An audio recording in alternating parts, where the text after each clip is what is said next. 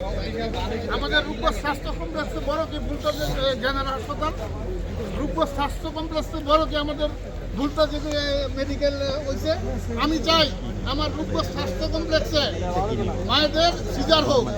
আমি চাই রূপগঞ্জের জনগণ এই হাসপাতাল চিকিৎসা পাক। আজকাল যে সকল গাড়ি দেখা যায় আগামীকাল সেই গাড়ি আসবে না। আজকে যে সকল ডাক্তার আসছে আগামীকাল সে ডাক্তার আসবে না।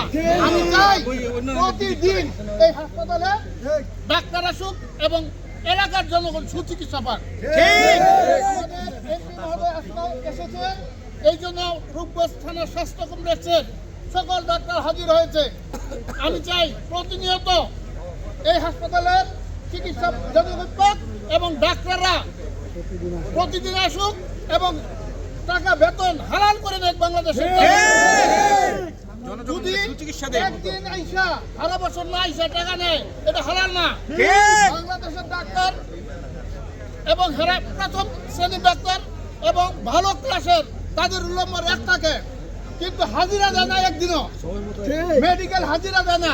আমি চাই প্রতিদিন হাজিরা দিয়া হালাল টাকা নেই। ধন্যবাদ। আসসালামু আলাইকুম রহমতুল্লাহ।